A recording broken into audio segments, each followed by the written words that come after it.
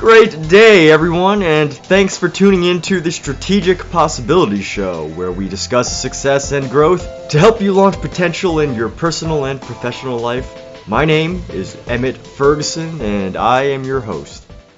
And today I've got a very special guest. His name is Mike Lambrechts, and he's lived in Fort Lauderdale all his life, which I think is pretty cool, growing up in a city and, being able to reach a point where I've noticed you, Mike, making lots of changes locally, or at least, taking a more active approach in those things that you're passionate about and improving what's happening in Fort Lauderdale, whether that even be with flooding that happens down there during hurricanes and whatnot. So it's great to see you doing that. And just to get an idea, Mike, we've known each other for a little while, but starting with like the big picture, being passionate about the city that you grew up at, I wanted to bring you on because I noticed that you've taken a lot of leadership initiative when it comes to like changing things and making things happen. Can you share a little bit about some of the local issues or things that are happening down there that get you going? Yeah, sure, Emmett. Well, I don't even know where to start. I would say that with Fort Lauderdale in particular, you might have noticed that Fort Lauderdale has made the national news lately, and not in a good way at all. Okay. What specifically happened? Well, we've got like the rest of the country, we have a significant infrastructure problem, specifically as it relates to sewage and water infrastructure. And so the second part of that is specifically the sewage getting into our waterways here and creating really an environmental disaster. And I mean, that's just the tip of the iceberg, really. The infrastructure here in Fort Lauderdale specifically, I know it's happening in other parts of Florida. It's a big Florida issue, but the infrastructure, especially here, has been crumbling, literally crumbling, and has been causing some major sewage spills. And just to put things in perspective for you, the whole state of Florida, within the last 10 years, has essentially spilled in the amount of a couple 100 million gallons of sewage. Oof. However, the great city of Fort Lauderdale, my beloved home, which I adore, has increased Florida's 10-year total in the span by 70% in the span of 2 months. So the numbers are mind-boggling, and if you want to know more about the numbers, we're right now, and this is not even including the most recent spill we had at a reported, and this is what's reported. I don't even know if there's a way to confirm the accuracy, at 211 million gallons in the last couple of months. And so that's larger than, if anybody remembers, and I'm sure everybody does, the Deepwater Horizon oil spill in the Gulf. That's more than that. Now, this isn't oil, but this is toxic. This is raw sewage, toxic. And, and it's just been enough it's been enough where we've made the national news, and it's not a great thing considering a lot of our state's revenue is generated by tourism. Right. And definitely having tourists walk around in sewage is not good, right?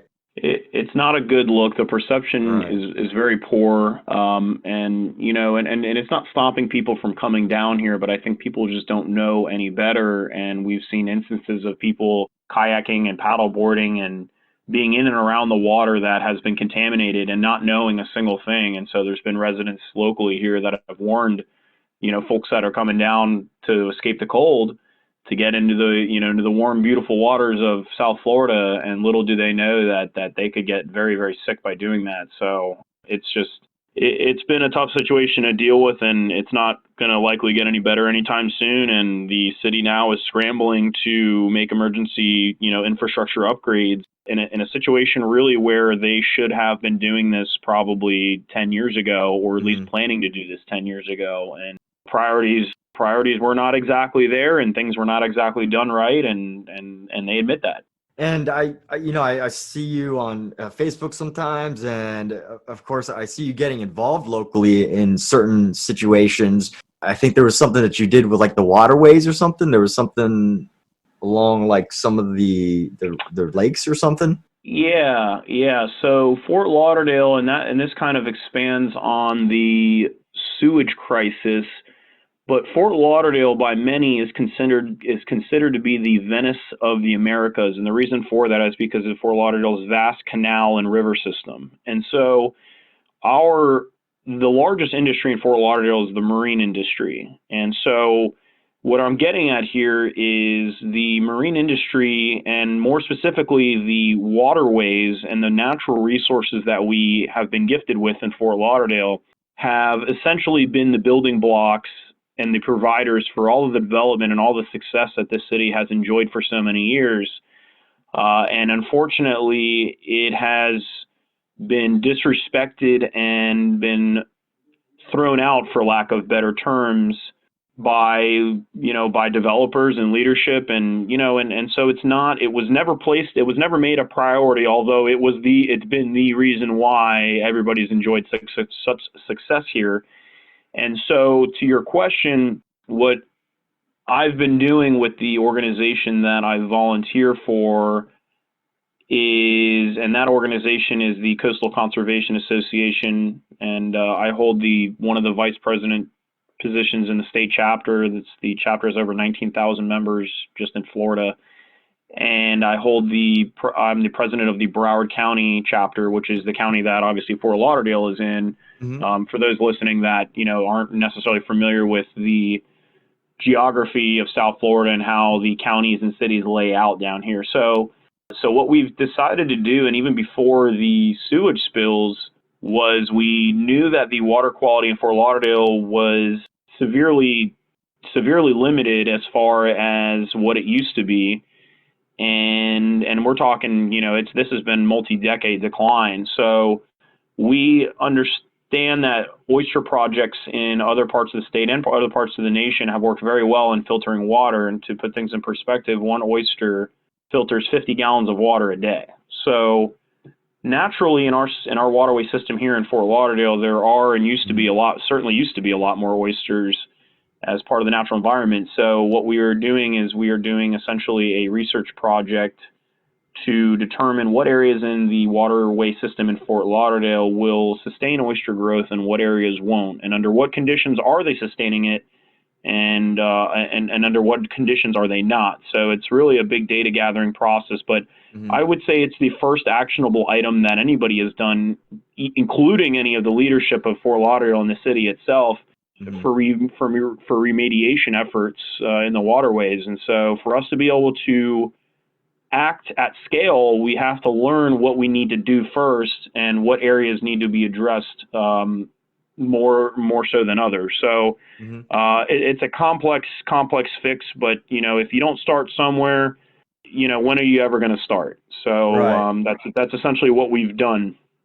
Oh wow, that's pretty amazing. I didn't realize that you were the VP of that organization. So that's pretty cool. And definitely when you're getting started on something ambitious, you mentioned you got to start somewhere. So just to get an idea, I mean, obviously you have been working in that conservation aspect, and it sounded like your organization did some research on like the marine life and things and how they affect the environment. And, for some people, taking on a challenge like that might even seem too big, so big that they don't even get started. So, where would you even get started with something like that to get the local issues worked on? Do you do cold calls to local government officials? Do you write letters? I mean, what is something that you would recommend somebody do who's like, I care about this, but I don't know how to even go to it? Like, what organizations do they look for? Things like that. That's a great question, Emmett. And I would say a couple of years ago, if this happened, I don't know if I would necessarily have the answer to that question. But today, I would say that it takes a lot of time and it takes a lot of passion. And ultimately, you can't just I don't think you can really just jump into solving problems and being at the front of issues necessarily right away without some firepower behind you. And so what I would say is to, for any challenge that anybody's passionate about or anything that they would like to be a part of as it relates to any kind of social issues or environmental issues or whatever that may be, I would say there's likely an organization that you can join, that you can volunteer and be a part of. So first of all, you can learn more about the specifics of what that issue may be and what the factors that surround it are.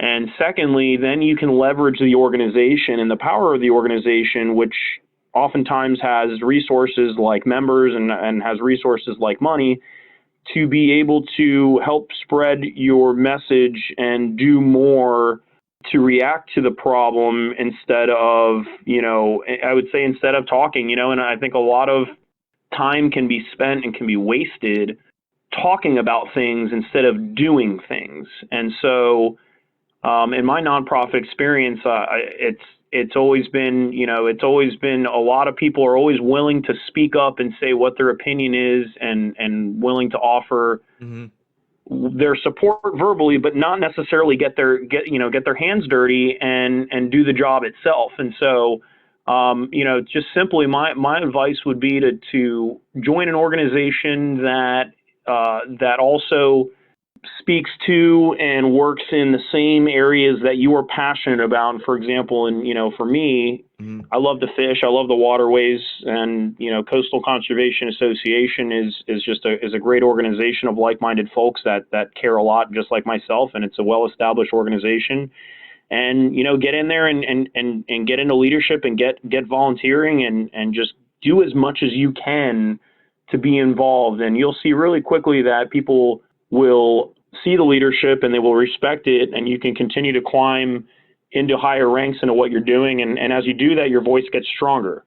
And but the most important thing is just to be able to utilize your resources around you and know that you're not the only one, and you can't be the only one to stand up and do something about it. You've got to be able to get other folks to do it and get some firepower and some ammunition behind it. That's awesome. And I can totally appreciate the fact when you were, when you first started talking about that, where you were saying, understand the issues first, the underlying challenges that are involved, and then, definitely go out to that organization and, put in the work.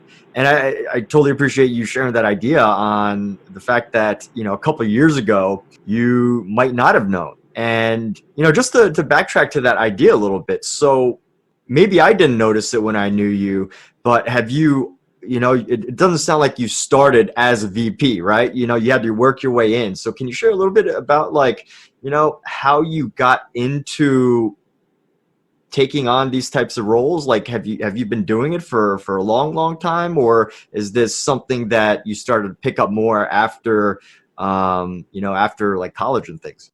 It was an after college thing. I mean, I graduated school in 2012. So, fast forward 8 years, and I've been at the volunteer work for this organization for several years now.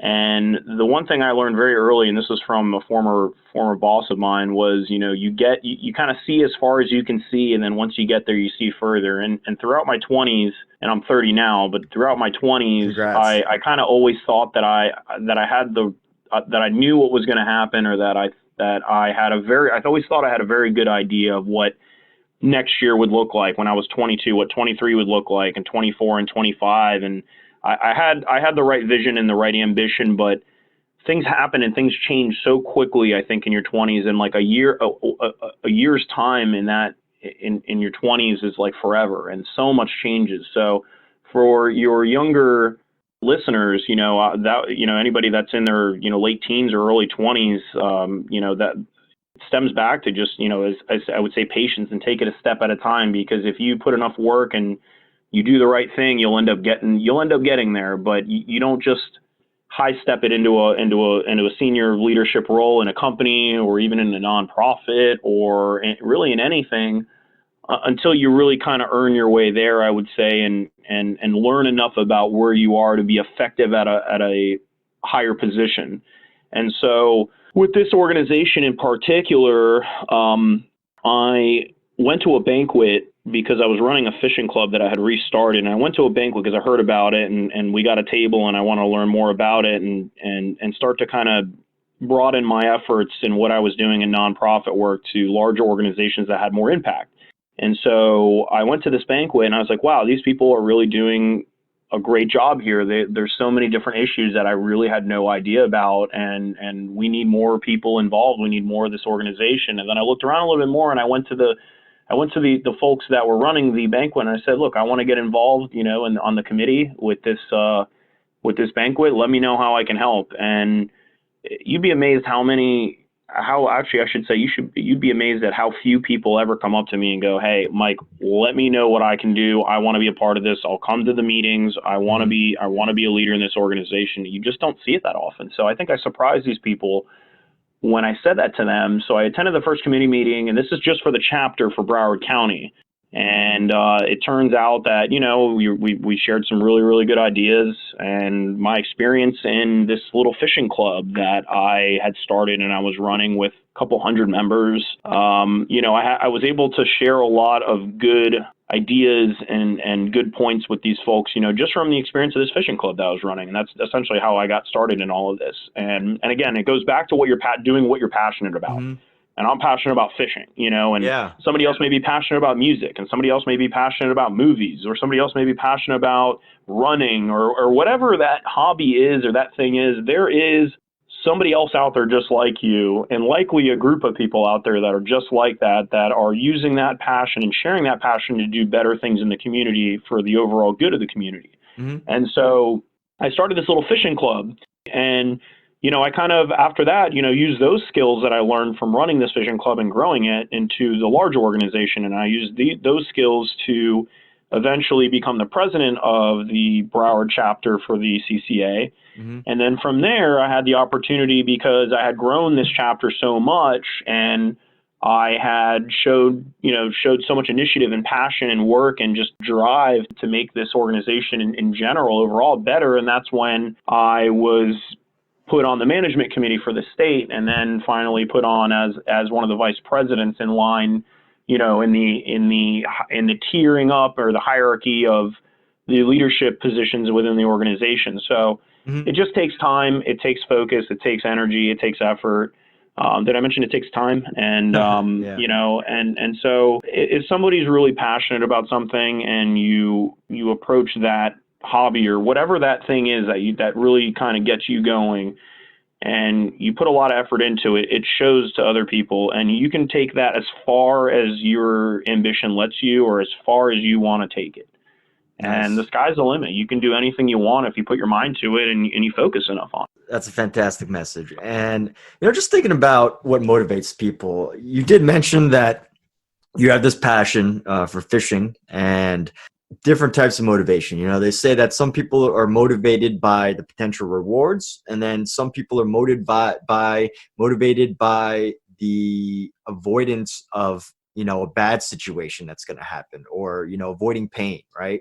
People are going to either pursue rewards, or they're just making change because they want to avoid the pain of, let's say, for fitness, being unable to even get off the couch, right? So was the Waterways thing, or is all of this achieved over the past few years? Is that like something where you saw change and you're like, this has to change, otherwise, bad things are going to happen? Or is it just like you're just so passionate about the fishing and you want to, keep that opportunity going for like others in the future? And I think the greatest reward is being able to enter and live in a world and leave it in a better place than you found it. And so I've, specifically as it relates to Fort Lauderdale and our waterways, I mean, I've been on these waters for, for 20 years, and I've been boating on them and fishing on them. And I've noticed a decline over that period of time. I always ask myself, I said, what is it going to take? What do we need to do to flip the script, change philosophies, turn this thing around, and start getting people to think that, think in the right way about how we treat these waters and what we're going to do to improve them. And I think our judgment as humans gets clouded because we forget about things. We forget about, again, like I said earlier, we forget about the resource that got us here to begin with, and think about how are we going to develop Fort Lauderdale more, and how are we going to, collect more tax revenue from more people coming into the state and more tourism dollars and more tax dollars on properties. And, But how are we going to beautify the parks, and the city does a nice job of that and put more palm trees in and do all these things, but you lose sight again of these things that you're not necessarily directly affected by or directly, on every day or driving. I mean, we all drive on the roads, so we see the medians where they put palm trees in. We see the buildings going up. We see all of that, but we're not taking a boat to work or taking the boat home and using the waterways all the time. So the population of folks that are using the waterways is much less than the folks that are, driving in the city or using the roads and so on and so forth. So I think once you get to realize that what you have is something that you cannot take for granted, and it's something that you love, and it essentially formed who you are as a person, you want to be able to flip that script, and you want to be able to start to be the impact to change philosophies, to be able to start coming up with real solutions to fix things and to improve the water quality. And it's less talking about we're going to do this and more like we're actually doing this. And there's just not enough action. There's a lot of talk, but there's just not enough action. So it's the reward in that sense, to answer your question, is knowing that I left this place better than I found it and doing something that is a positive impact on my community that other people can benefit from, and the confidence and personal reward of knowing that, we've done something to improve a resource that is not bulletproof. Definitely. And as you were mentioning in terms of the waterways and the sewage, I mean, the sewage basically affects both the waterways and the regular roads too, right? Especially right now. Yeah, absolutely. I mean, when we have a sewage spill, there's road closures because stuff goes all over the roads. So it does affect people, for a temporary period of time. It does affect people. Not a lot, because these are in pretty concentrated, closed off areas. But I think what people aren't realizing is the millions of gallons of raw sewage that may be all over the road. The way the infrastructure works is that sewage has to, just like in a storm, it has to drain somewhere. And so where it drains is into the storm drains. But most people say, they see it going in the storm drains. They go, okay, well, then they forget, then it's okay, it's gone. It's out of sight, out of mind. They don't know that it's draining into the, into the intercoastal or into the waters. They don't know that. And, and frankly, I wouldn't expect them to know that. It's not something you really think about unless you're somebody that's passionate about the water and knowledgeable about it. And, it's out of sight, out of mind most of the time for people. They just don't know any better. And it does impact a lot of areas especially as it relates to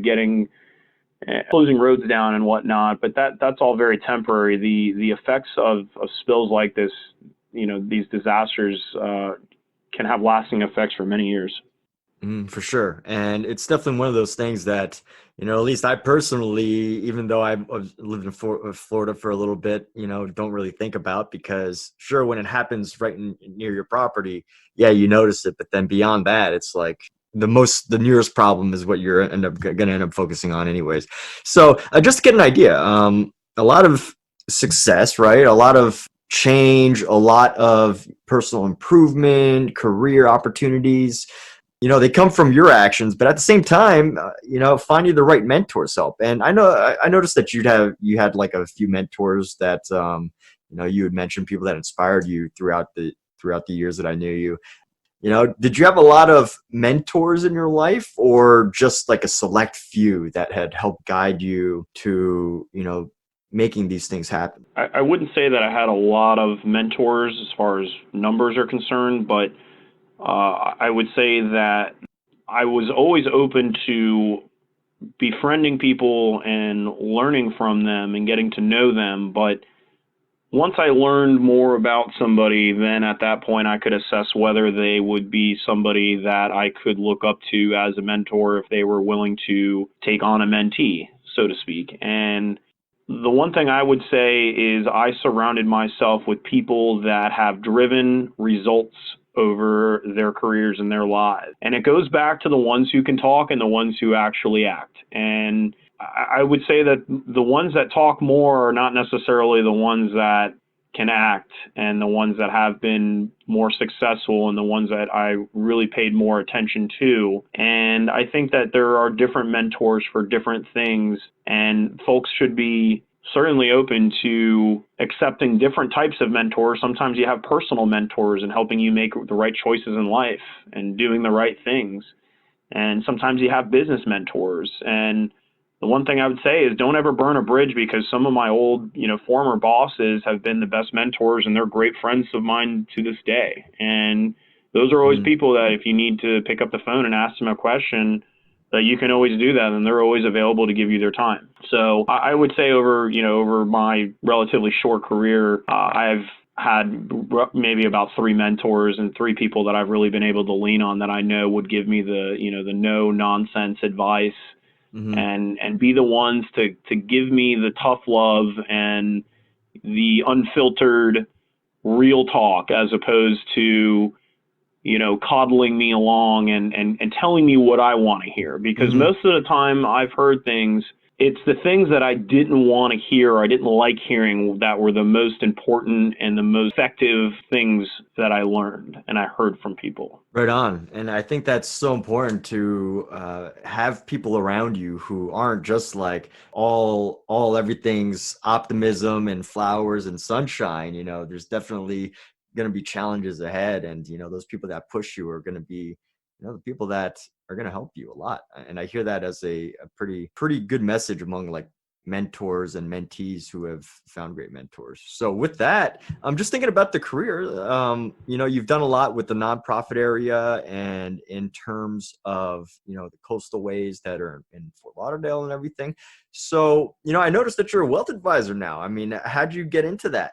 It's a pretty cool job. It sounds like it's a pretty cool job. So I'm curious. It's a tough business, something that is, if it's something that you love, just like any job, you don't really feel like you're working. And so it's a lot of fun in the sense that you really get to help people in a different way.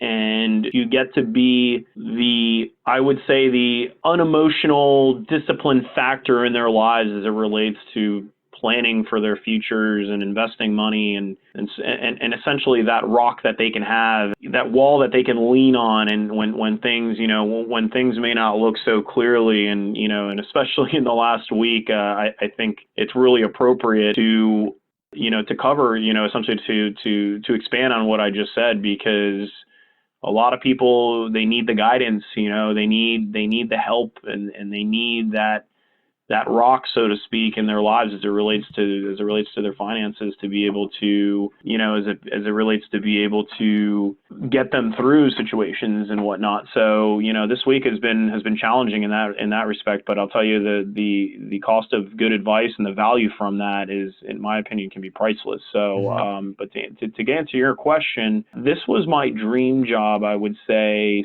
since I was a kid. I grew up watching CNBC. My parents would ask me to go, to the TV and see what the market futures were doing in the morning, as we were having breakfast, getting ready to go to school. And I was like, oh, this is a pretty cool job. My parents were interested in it. And I was like, okay, well, if my parents are interested in it, this got to be something I got to be interested in, and of course you got to look up to your parents in that case. And so I always had an interest in it. And so, and I really didn't have much of an interest in really anything else as I got older. I had some meteorology interest. I was interested in the weather, but I wasn't sure if that would ever be something that I would, take down as a career. And so I got older, and you mean like being on TV, or do you mean just studying weather? Both. Yeah. That's a good question. I would say, possibly being on the, I always watched the Weather Channel. I was obsessed with the Weather Channel. I was a little bit different than a lot of other kids in my early teens, and oddly enough, weather became such an important factor in the ocean and fishing and all of that. So it's a skill that I've learned at a young age that I took with me, but I kind of figured it would never end up turning out to be a career. And so, it was more of a hobby. So as I got older and I went to school, we went through 2008 while I was in college.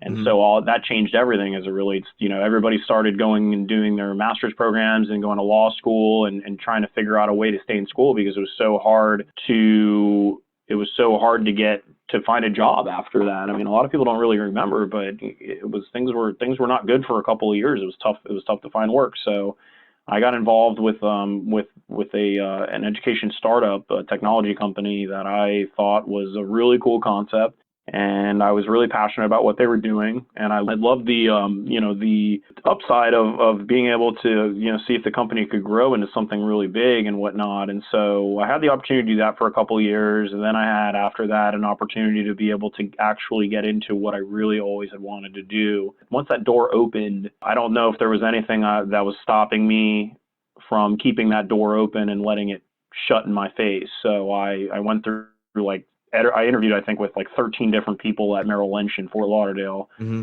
And they were very, very selective in particular about who they were bringing on. I mean, and this was even in 2015. So this was, or actually, I would say late 14. And so it still wasn't even easy at that point, but I wouldn't take no for an answer, and I'd keep trying until I had the success of being able to get that foot in the door and being able to get started in the industry. So from there, I just kind of developed and just kept working at it and trying to find better avenues and opportunities and learn as much as I could and just be a sponge. And even at this point, I'm 5 years in, and every day is a learning experience. Mm-hmm. Every day is a learning experience. You talk to guys who've been in the business for 30 or more years, and things are always changing. So we're always adapting and learning. Nice. And I remember you saying how the whole concept of you going into that tech company first and having a slightly different interest in weather at one point. So on one hand, when you hear people getting into companies like, if people want to become a wealth advisor or something, sometimes you think it's like a straight shot, they just jumped in and somehow they made it. But, to hear that you had done tons and tons of interviews with that one company and then finally found your path, I think that's something that many people can appreciate, especially if they want to get into wealth advisory. So you were brought up watching things that a wealth advisor would probably watch, but say somebody, and of course ideally you want someone who's been an expert at it for as long as they can say, but say somebody wanted to get into wealth advisory after high school, right? They realized that they wanted to, people always reach out to them for advice, and they wanted to major in, say, finance or whatever. Is there any advice that you have for someone, just getting started in college and wanting to set the pace to become a wealth advisor? I think it's always hard to find good help out there no matter what. And I think that in life, I've said it before, it's about utilizing your resources and getting to know as many people as you can and meeting the people that you want to be around and that you want to get into the business with. And it's not that I think a lot of people, they just go and, they apply for a job and they think, okay, if I send out, 20 applications, I'll get a hit on one. A lot of the times it's not like that, especially in this business. It's about somebody that's already got a relationship somewhere else. And, really the application is the formality of the whole process. And that's not to say that you can't just apply somewhere and get a shot, and start working for somebody or working for a firm somewhere. But I would say for somebody that's in college that is studying and has aspirations to get into this business after school, I would start going and networking in as many places as possible that where there's events being held for financial advisors, and get to meet some of them, pick their brains, ask them questions, and most of these guys and women out there in this business, a lot of them I think are very willing to help young people and very willing to give advice to folks, and I think you'll build relationships that way. And when you get out of college, you'd be surprised how many relationships you would have and how many people you can call and say, hey, look, I really valued our friendship over the years, and now I need some more advice. How does somebody like me get into this business? And, and ultimately you plan this out a year before you graduate, and, maybe you have several really, really solid opportunities to look at so you can hit the ground running once you get out of school. So the point is not to get through school and then figure it out. The point is to have it figured out a couple of years in, and that way you're set up to do it once you get out. And it's all about who you know. It's all about who you know. And so you want to meet as many as you can. And the guy who got me into this business is somebody I met through, guess what? fishing. Again, it's just about building relationships and being patient and doing the right thing. And I think people will see that in. Yeah, definitely. And the fact that you found it through fishing, I think is really interesting because that goes back to the idea that, in a sense, following your passion and not in that like super self-help kind of way, like follow your passion, everything will be fine. But in this case, it seems like following your passion of even fishing helped you get that opportunity into wealth advisory. And that's where, that comes in. And, you were still working, but you weren't just spending all of that time to do work at that tech company or whatever. You were doing what you're passionate about, looking to make changes, and the pieces clicked, it sounds like. So really like that story. And just to get an idea, I mean, a lot of people probably have an idea of wealth advisory, what that's like on a day-to-day. I mean, I imagine the top office of like a big corporate building, and they have an entire floor to themselves, and they're getting $100 million, things into their bank accounts or whatever, into their corporate accounts to manage or whatever. But what's an actual day to day like? I would say every day is different. Every day is different because every client is different, every situation is different. Every day in financial markets is different, and financial markets are just basically one leg of a stool that has many legs on it. And so if that changes in one day, that could give you a different day. That changes the conversations with clients. Some clients are more complex than others. Some have different issues. Some have more organization as far as their affairs are concerned, and some less. And so every day is different depending on who you meet with, who you talk to, what's going on in the world overall, what you're doing for servicing type activities to service clients, and what you're doing for business development type activities, and how that factors into, the work that you're doing at the end of the day or early before the beginning of the day with the nonprofit work, and how that may flow into the weekends, and what kind of, and then also addressing the challenges that you face, in this industry. And, in this industry, it's very difficult to grow. It's a very, very competitive industry.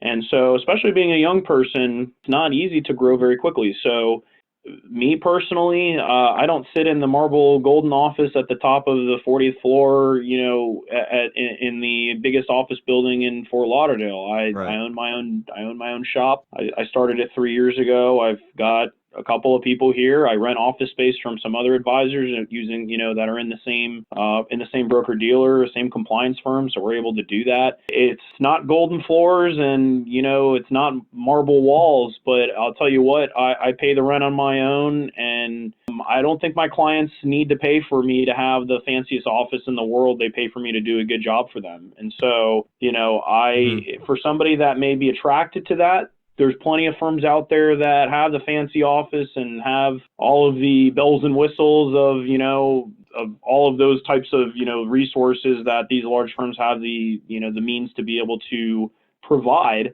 But at the end of the day, I think it's about the work you provide for somebody. It's about the quality of the relationship, and it's about the trust. And, all of that can be provided by a one-man shop, versus a 40,000 employee mega firm. Sure. So it all depends on where you want to start, what you want to do, and what you envision your life to look like in your days. Do you want to work for somebody, or do you want to work for yourself? And I think that changes what your day-to-day looks like. But what's fun about the business is every day you're not doing the same thing every single day. Every day is different. There's always something different to do and different tasks that have to be done. So it's dynamic. Nice. Okay, cool. A nice little insight into the contrasting, companies. Whereas, one you're starting up obviously with different brokers, right? Is that the proper term? Yeah, more or less. I mean, one where you have, we call ourselves a boutique in the sense that, instead of going to Macy's, let's say, you go to the little shop on Las Olas Boulevard here, and you have the owner come up to you and help you pick out whatever suit you want or clothes or however whatever shop you're going into. That's a boutique. And so that's kind of the difference, is that you're walking into a much smaller but more intimate type of setting where it's owner run, and that has, a few people or maybe even a few dozen people, as opposed to 40,000, in Right. multi-city conglomerates. So I'd say there's different preferences for everybody. And, and I think that some people will exceed what their own expectations are in certain settings, and some don't. And so some people would rather have the security of that feeling of that large firm and working for one, and others, they want to be able to do what they feel like is right in their own business. So I think, there's a proper solution for everybody. For sure. We all have our different like wants and needs and everything. And with that, I'll preface this with like a disclaimer. Obviously, any sort of advice that might be given should be taken with a grain of salt anytime, someone is, speaking with someone. And if anybody hears this, I would totally recommend them to speak with you directly on it. But just to get an idea, I mean, there's people out there that say buying a house is bad, and some people say retirement funds are bad. Do you have any controversial or maybe alternative perspective when it comes to money, or anything that you see that people commonly believe, but sometimes they don't always, it doesn't always end up being the best solution for them? That's a good question. I would say that's the best question by far, and I think it's also the most valuable question as well, because I've had this conversation with so many different people that feel, that always ask me, okay, the difference between owning and leasing a car, or owning a home and renting, a home, or then you get into retirement funds, and what's the advantage of that versus, oh, I'd rather have my money in somewhere I can see it and touch it and feel it. And so I would say that every single option that you outline there they're all the right answers. And at the same time, they can all be the wrong answers.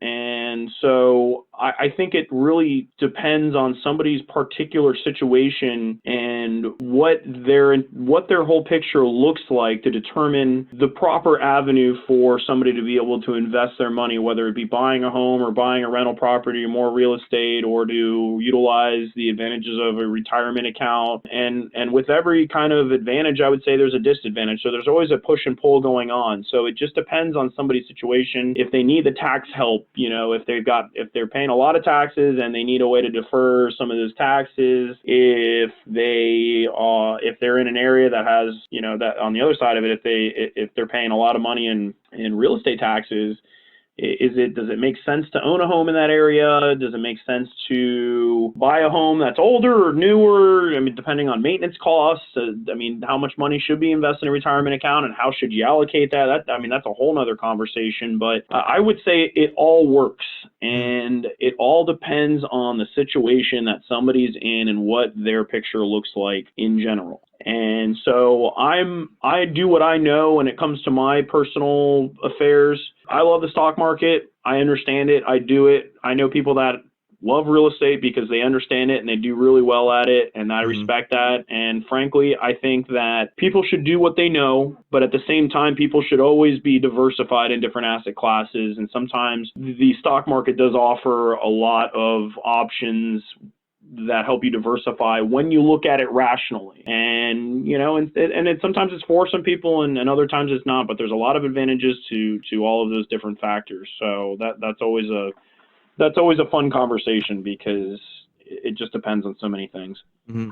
And I think this leads to a good point in the idea that, definitely the importance of finding a good advisor for yourself, because, I think a lot of times, well, at least me personally, I don't speak for, a lot of people, everybody, but, just hearing certain ideas like in the media, you hear a new like financial guru mention something in the media and it's somewhat controversial and they have like a good argument for it.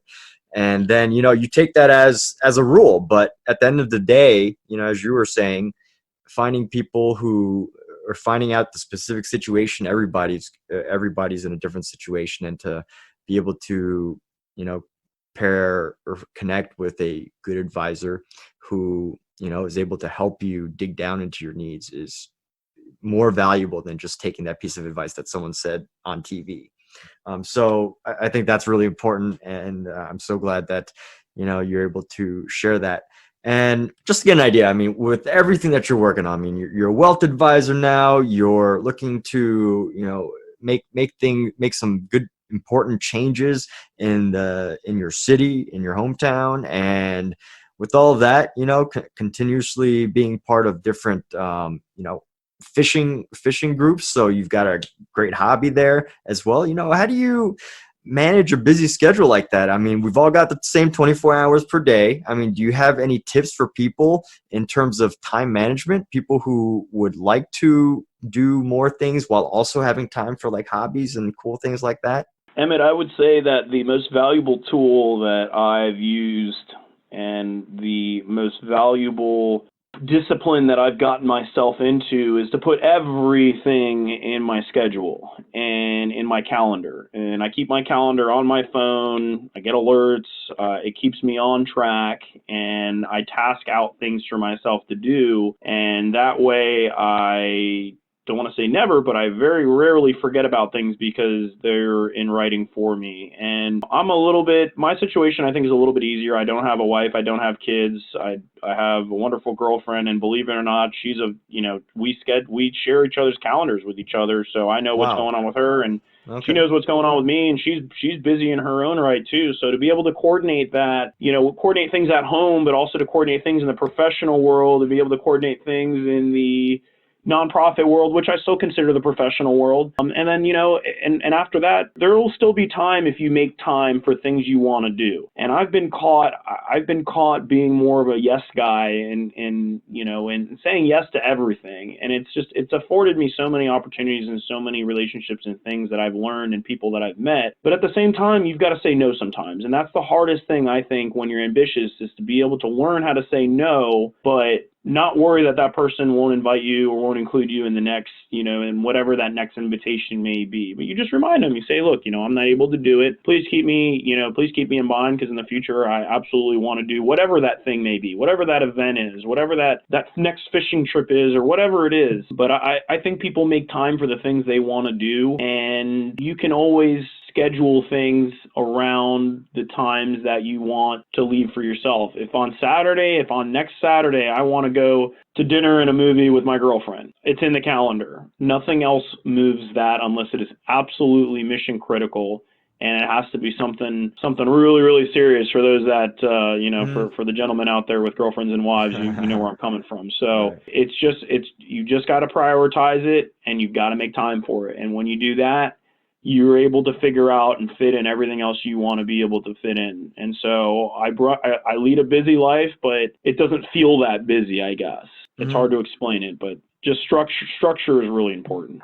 Yeah, it sounds like you definitely have a structure. I mean, to be writing down your schedule and, prioritizing around that. I mean, it sounds like a simple thing, but a lot of people, I think, fail to even write it down. And when you have that in writing, when people are looking at their calendars and they've got it there for them, it changes their schedule a lot, especially today with all the opportunities out there, and whether people are just doing freelance work, especially in LA. So many people have different types of freelance jobs, whereas the other states, if you're in a different state, you're probably in a more Monday through Friday, 9 to 5. But I imagine in wealth advisory, you're basically probably available to your clients 24/7, or is it maybe 18/7? For my clients that really call me and know me really well, and that I spend a lot of time with, they'd say that I'm available 24/7. I'm not afraid to answer an email if I'm up with my California clients,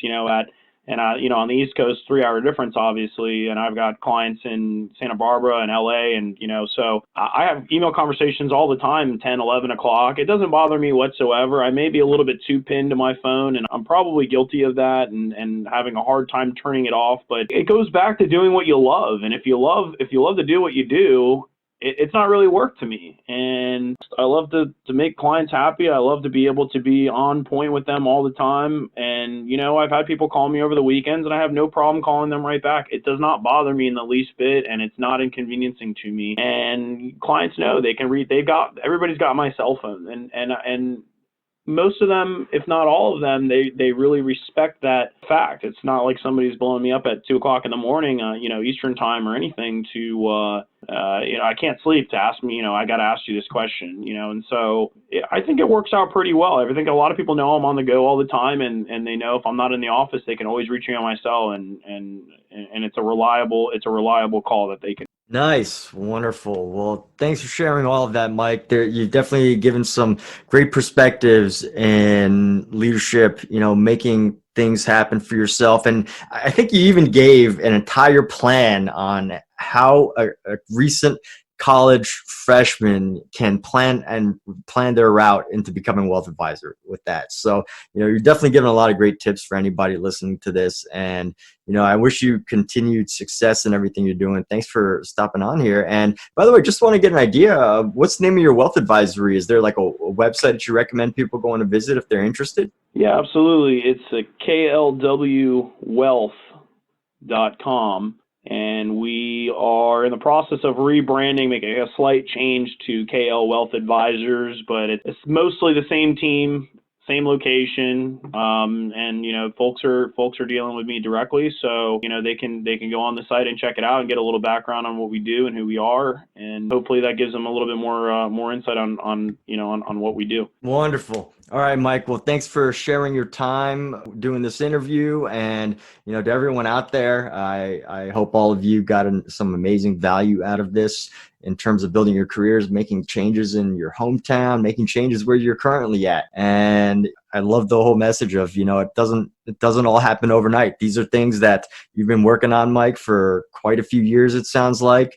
And you taking the actions, taking the steps to make that happen is very inspirational. So for that's it, everybody. Thank you all so much for listening. And this is Mike. That's Mike Lambrechts. Yep, that is. And thank you, Emmett. I appreciate you doing this and taking the time. And anybody that ever has any questions about anything that I've said is welcome to reach out to me. My email is mike@klwwealth.com. And be happy to share some more thoughts and bounce some more ideas around. And look, the way I look at it, Emmett, I'm just getting started, and I'm really, really excited for the future. And there's a lot to do. There's a lot to do. Yeah, a lot to do. And once you reach one goal, you gotta plan the next one. So all right, everybody, and that's a wrap for today. Thank you so much for listening, and have a wonderful day.